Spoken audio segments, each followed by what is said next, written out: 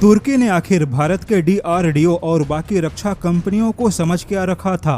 भारत के साथ पंगा लेने के बाद तुर्की यह सोच भी कैसे सकता है कि भारत उसे आसानी से जाने देगा। युद्ध भले ही भारत और पाकिस्तान के बीच हुआ, लेकिन टक्कर तो अब तुर्की और भारत के हथियारों के बीच होगी। खुले मैदान में होगा, खुलकर होगा और चैलेंज के साथ होगा। जी हां, आपने एकदम सही सुना। भारत की डिफेंस कंपनी ने तुर्की को सीधा चैलेंज किया है। तुर्की का TB2 बायरेक्टर हो या अकिंची ड्रोन ही क्यों ना हो, जहां दिखेगा और जैसे दिखेगा वहीं पर मार गिराने का दावा है।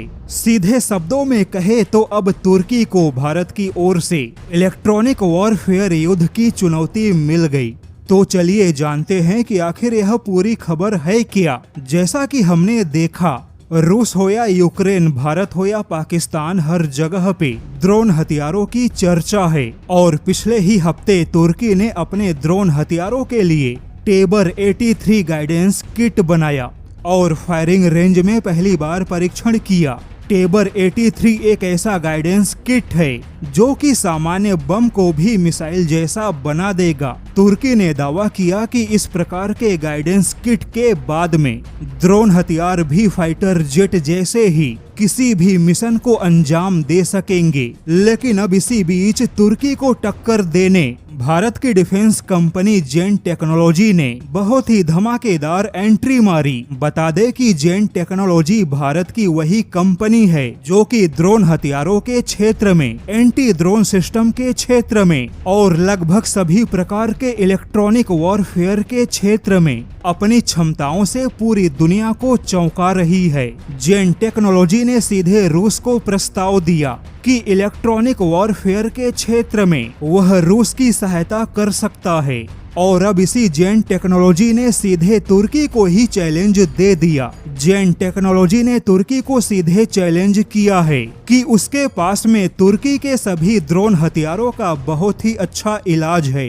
आज के समय में जेन टेक्नोलॉजी DRDO के साथ मिलकर बहुत बड़े पैमाने पे भारत के इलेक्ट्रॉनिक वॉरफेयर क्षमता को मजबूत कर रहा है। यह कंपनी सेना के सिमुलेशन युद्ध के लिए डिजिटल सिमुलेशन और ट्रेनिंग सिस्टम बनाती है, जहां पर हमारी सेना, वायुसेना और नौसेना दुश्मन के नकली हथियारों के साथ में नकली अभ्यास करते हैं। वहीं जेन टेक्नोलॉजी के एंटी ड्रोन सिस्टम ने पाकिस्तान के छोड़े गए तुर्की के कई सारे ड्रोन को गिराने में सहायता की। पाकिस्तान के रडार सिस्टम को जाम करने में भी जेन टेक्नोलॉजी के इलेक्ट्रॉनिक वॉरफेयर सिस्टम ने 100% कामयाबी हासिल की। और अब इसी कंपनी ने दावा किया कि भारत के लिए अब तुर्की के ड्रोन को केवल इलेक्ट्रॉनिक वॉरफेयर क्षमता से ही मार गिराना आसान होगा। डिफेंस कंपनी के मुताबिक भारत पहले ही सिमुलेशन नकली युद्ध में तुर्की के ड्रोन को मार गिराने की जो सफलता हासिल की थी, ठीक वैसी ही सफलता भारत को रियल युद्ध में हासिल हुई।